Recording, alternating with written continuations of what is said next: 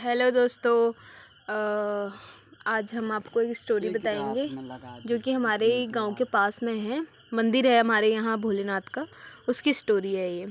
बहुत टाइम पहले की स्टोरी है, जब दादी लोग छोटे हुआ करते थे तब की स्टोरी है। तो दादी ने मुझे बताई, इसलिए मैंने कैमरा दादी की तरफ कर रखा है। स्टोरी दादी ने बताई है तो दादी को ही दिखाया जाए।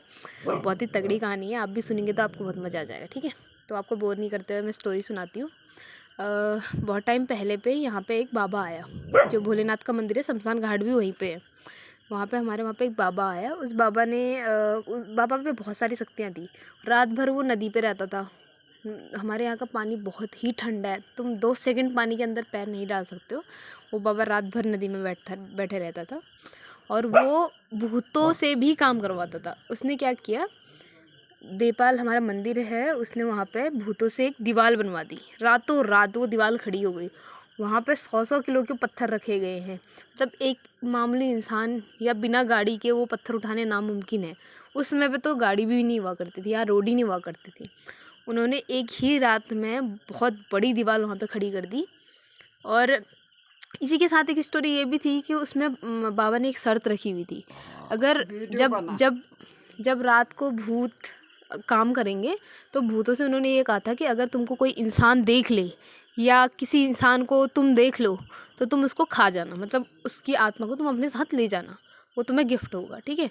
और बाबा ने ये अपने जो भी माताएं वगैरह वहाँ होती थी, जो भी सन्यासी वगैरह होते थे, उनको पहले बता दिया था कि तुम बिल्कुल बाहर मत निकलना, कोई भी बाहर मत आना, सब अंदर रहना, क्योंकि भूत वगैरह आएंगे। और उन्होंने सब कुछ बता दिया था उनको। लेकिन क्या होता है कि उसमें से एक जो माता थी, उनको रहा नहीं किया बिल्कुल भी। वो सोचती कि भूत कैसे होते हैं, मैं अभी ज़रा देखूं करके। तो वो उसने क्या किया, दरवाजे में एक छेद था, छेद में बैठ के वो देखने लग गई। तो उसको किसी भूत ने देख लिया। जब दीवार विवार सब बन गई, सब लोग चले गए, भूत वगैरह चले गए। सुबह फिर बाबा ने सबको बुलाया बाहर, देखा तो वो माता नहीं आई हुई।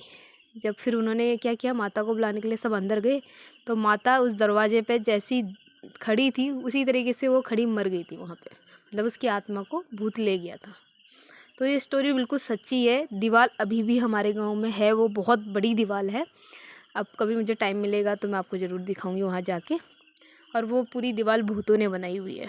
वो बाबा अब तो नहीं रहे, क्योंकि काफ़ी टाइम हो गया, तो उनकी डेथ हो गई अभी, और बाबा वगैरह रहते हैं वहाँ पे। लेकिन ये स्टोरी सच्ची है। उनकी की स्टोरी और है, उन्होंने खेत में, मतलब उनको ज़मीन चाहिए थी। वो नए नए बाबा आए थे। हमारे वहाँ एक राजा है, अस्कोट में रहता है, अस्कोट में है वो राजा। उस राजा से इसने ज़मीन मांगी, लेकिन ये बाबा मतलब बहुत दूर से आया हुआ, तो किसी को पता नहीं था कि ये कहाँ का है क्या है करके। तो राजा ने ज़मीन देने को मना कर दिया। तो सब लोग बोले कि ये बाबा बहुत अच्छा है, ये है सो है। तो फिर बाबा ने बोला ठीक है, मैं भी देखता हूँ।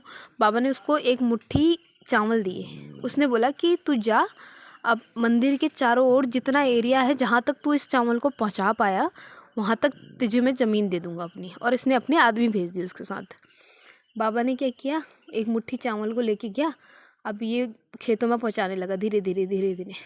ये मुट्ठी में जो चावल थे उसके, वो ख़त्म ही नहीं होने लगे। मतलब लगातार हाथों से चावल गिरते गए गिरते गए। मतलब जो उनके उन साथ में जो राजा ने भेजे हुए थे, वो बिल्कुल अचंभित हो गए कि भाई ये बाबा बहुत पहुँचा हुआ है करके। तो उन्होंने राजा को ये सारी खबर बताई। मतलब बाबा के पास अभी वहाँ पे 10 से 15 एकड़ ज़मीन है। बस एक मुट्ठी चावल से उन्होंने इस तरीके से वहाँ पे अपने पूरे खेत अपने नाम पे करवा लिए थे। और जो बचे कुचे चावल थे जो उन्होंने फेंके थे, वो अभी भी हमारे यहाँ एक पहाड़ है, पूरा रेतीला पहाड़ है, वो बहुत बड़ा पहाड़ है।